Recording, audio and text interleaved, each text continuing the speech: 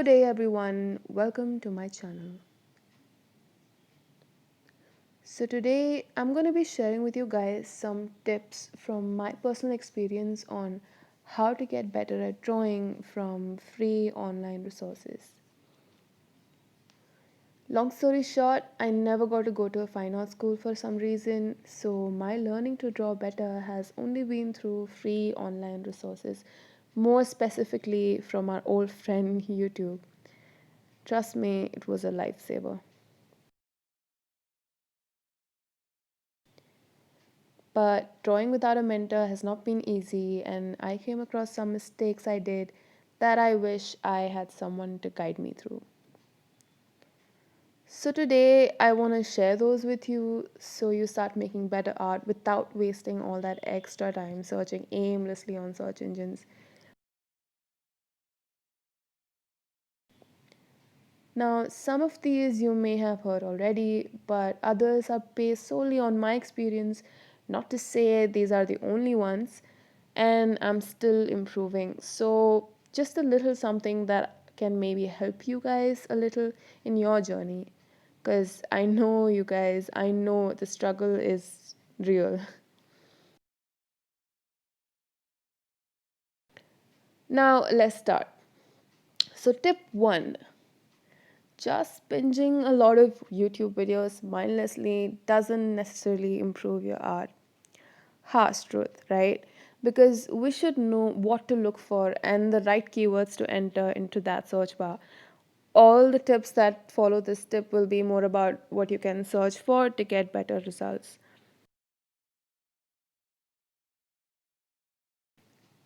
So, tip two, learn to draw lines and simple shapes until you're doing it pretty much effortlessly. So, drawing even the most basic form needs you to know how to draw basic shapes such as a circle. When drawing faces, many complain I can never get even the circle right. So, that's what you have to practice. Practice drawing straight lines and circles.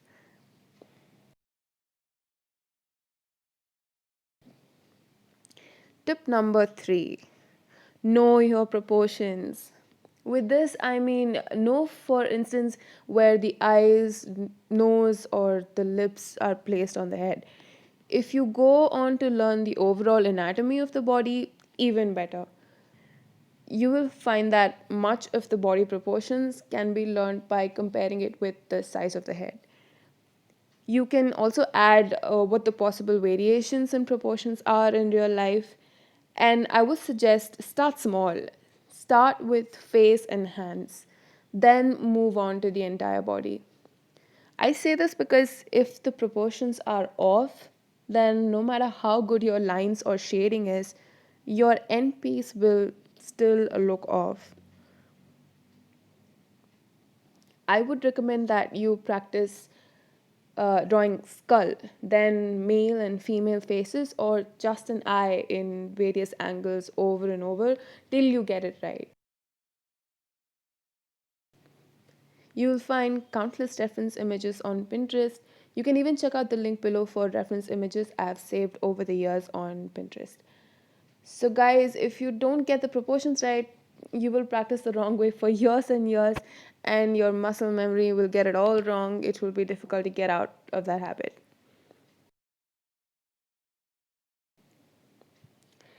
Tip number four, understanding values. Values are degree of darkness or lightness of a color. You will be able to see this clearly when you see your reference image in black and white. Seeing an image in black and white also gives the information about where the light is hitting the surface, which will be light, where it's mildly touching the surface, that will be your midtones, and where it's not reaching at all will be your shadows. But there can also be other values in between. But knowing this, along with knowing the anatomy of your subject, will make it even easier to shade certain areas. For example, on a face, certain parts of the face protrude while others sink.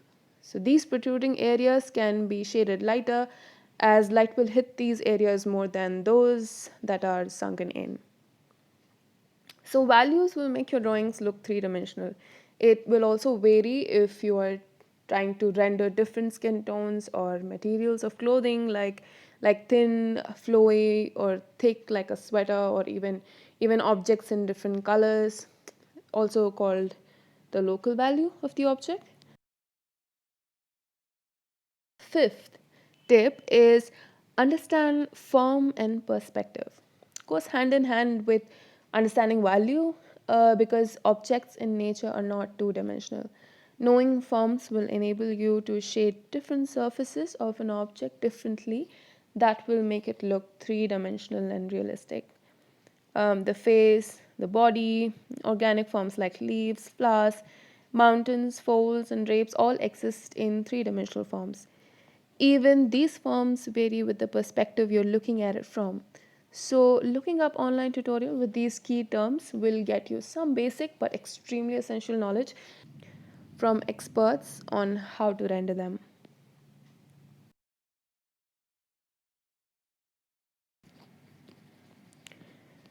Tip number 6, anatomy. This can be mentioned along with the form, but what I'm talking about here is humans, birds, animals, trees, the more organic forms basically. And I can't emphasize enough on how important learning anatomy is. It's definitely one of the most tedious and uninteresting thing to practice, I know, but delaying it for a good year really slowed down my progress.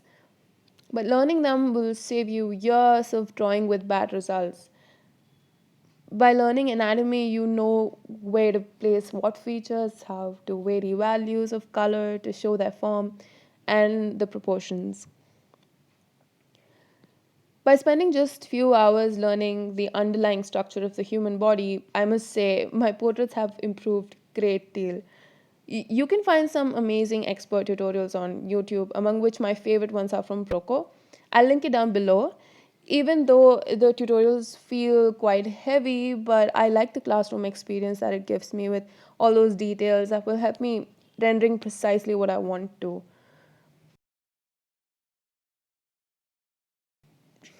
Tip number 7, shading techniques and lighting situation. There are many ways to shade your drawing. My favorite ones are hatching and random circular motions. But again, look it up on YouTube and you'll find many expert tutorials on these. I have personally experimented with many, but I still have a long way to go. So I would highly recommend you to look up online tutorials on shading techniques and on how lighting works. Tip number 8, not worrying about style in the beginning. This is something that I've heard a lot about. Beginner artists worrying about having a certain style of drawing. Again, harsh truth. I think it's because of the Instagram culture where you see some aesthetically pleasing accounts of professionals. But let's face it, would you rather be capable of drawing in multiple styles or limit yourself to one? Don't get me wrong, I have been there too. It is very tempting to draw in the same manner all the time, but despite that, I know for a fact that acquiring a style of drawing only comes with the choices you make in the way you draw something and the materials you use. That's why it takes at least 3 years of dedicated practice and heavy experimentation with different styles of drawing and painting techniques to even start talking about what style you prefer. In fact, you'll even see artists you admire trying to experiment in different ways. And trust me, as you may have heard already, and what I have come to realize too, your style will come to you automatically and it will be something that you love. For now, just be free and practice whatever you like on your blank sheet of paper. Experiment, find your favorite ones, go through crazy obsessions with works of other artists, learn what it is that you love in their style, leave the rest, and move on to new obsessions. Moreover, your hand gestures while drawing and finding yourself repeating a certain method over and over will tell you about your style of drawing in time. It is definitely not something that you should be intentionally aiming for, or else, trust me, you guys, you'll be frustrated. So just draw freely for some time, experiment, and most importantly, have fun.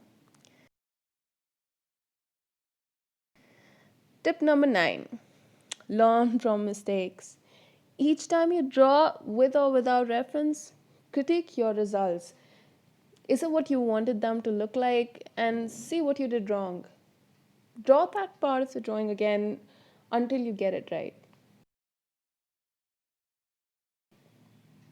Tip number 10, don't move on medium to medium until you have practiced in one medium for at least a few months.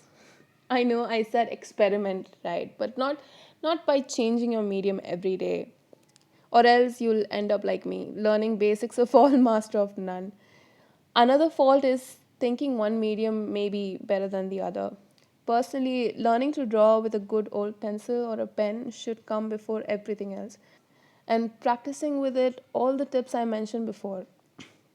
Learn values and proportions by making simple strokes and marks, because I think it does not take me as much effort to pick up a pencil and draw to practice as it takes to work with watercolors or gouache. One of my biggest mistakes was trying watercolor before learning about values enough.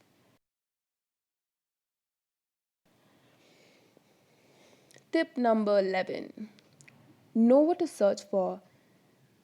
If you're learning online, you should really know what keywords to input to get what you want to learn. Otherwise, you'll be stuck with getting distracted by those attractive recommendations running along the side of your screen.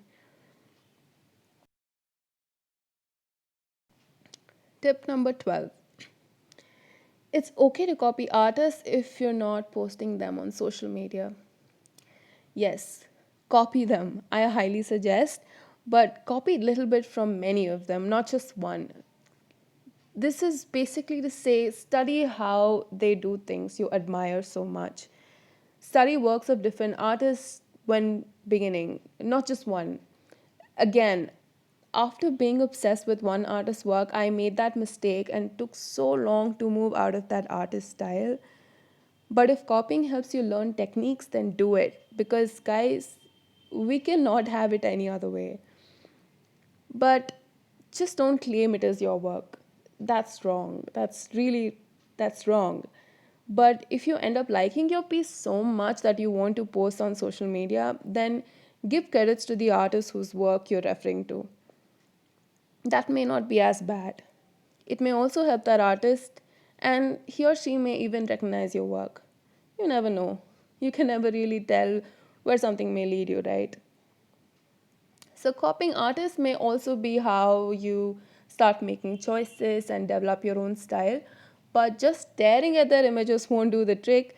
Search for them on different platforms and study their work for real. Tip number 13, make notes. Just as in any field of study, making notes of what to learn, what you learned, suggested techniques in the videos, something you did right or wrong in your last sketch or painting goes a long, long way. Again, based on my mistakes, I did not make notes. I took a long, long time making the same mistakes over and over. But ever since I started taking down notes, it has helped me a lot. By making notes, you'll remember to repeat something or avoid doing something else. Tip number 14, just practicing every day doesn't make better. Again, from experience. For art, like any other subject, you have to study. That's what self taught artists often need, studies of art like you're in art school. Invest in some books from Andrew Loomis because really, I've heard that it's like the Bible for most artists. I did not believe how much helpful it could be until I finally got it recently. The best ones I found are Andrew Loomis on drawing faces and hands, and another one on figure drawing. For now, that can be your year's worth of good practice. I should have actually gotten it earlier. Also, if you're learning from videos, try out what you learned from your browsing after every fifth video to see. Else, you'll forget, just like me. It may either be something we saw them doing or something they mentioned they do, but definitely always have a pencil and a paper handy to doodle it and try it out for yourself.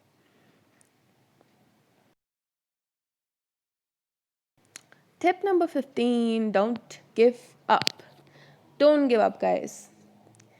It takes years. It does. So, seriously, I mean, I know that you guys have heard this like a lot of times, but don't give up. It would have been the same if you were in a fine art school. See this way. And save up for paid courses of artists you admire if you can. Remember, modern technology and connectivity is a gift. Older expert artists we want to be like never got this facility. So use it effectively. Don't spend it on things that don't serve your purpose. Not that free courses are not valuable. Now I see most experts feel genuinely for beginner artists and put out valuable tips and courses. But all you need is to know how to look for them. Another great tip is to note the vocabulary they use for materials they use or things they draw. And one more thing, I assure you it's the last one. Don't fuss about how good the other artists are. Again, I know it's been repeatedly said by others, but you see, they have worked for longer and harder. Instead, try to study their processes and include it in yours and see what results you get. Make lots of bad art, guys. Make lots of bad art. Everyone does. What you see on social media is just 20% of their hard work.